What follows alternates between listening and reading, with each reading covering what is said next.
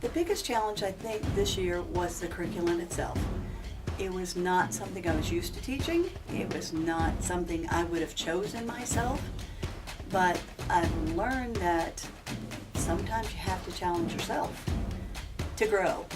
And I think I was really not wanting to grow. I think I wanted to stay right where I was in my little comfort zone and not try something new. I had to find a way with the classroom that they could use the curriculum in a creative way instead of being, to me it was a value-based instead of a Bible-based. So I had to figure out how to get that Bible story in and still get that value in. And we went through a lot of challenges to get the boys interested because they really weren't interested in it. So we had to figure a way to get them involved. And I found out physical is really what boys are all about. As long as I'm doing something physical, they are happy. The boys, we started out playing games. And I thought, no, this is just too much like play. So we need to do something a little more creative. Then we decided we'd do a timeline on the wall. And we actually had them make the timeline. We used popsicle sticks, we used materials, we used markers, we used any kind of medium we could come up with, and they had a ball. They just loved to do that. After that, we decided we'd do something with modeling clay. We did an entire series on the tables in modeling clay.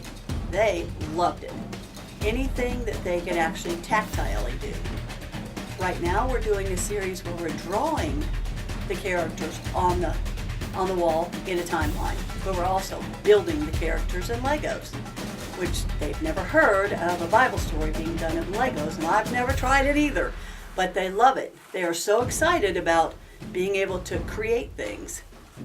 Learning about boys, the first thing you need to do is they have to listen. So we always create a Bible time. They get the Bibles out, they find the story, we read it together, so they've heard it. Now we're drawing it on the wall so they're seeing it.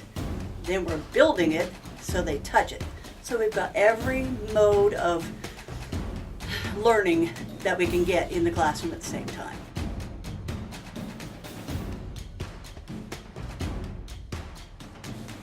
Change yourself first.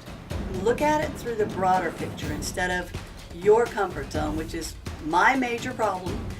Is I'm real tunnel. I like to do things a certain way. And to create yourself a little farther off to the right or the left is a really hard thing to do, especially when you're a real structured person. Step out of your comfort zone. Try it a little at a time. Do something that you're really not comfortable with first. Try it. Do something else. Understanding that children need to be taught in different ways. They can't all listen and learn. They can't all see and learn. Some of them will have to touch and learn. So if you've got that, use those senses to figure out a way to teach children.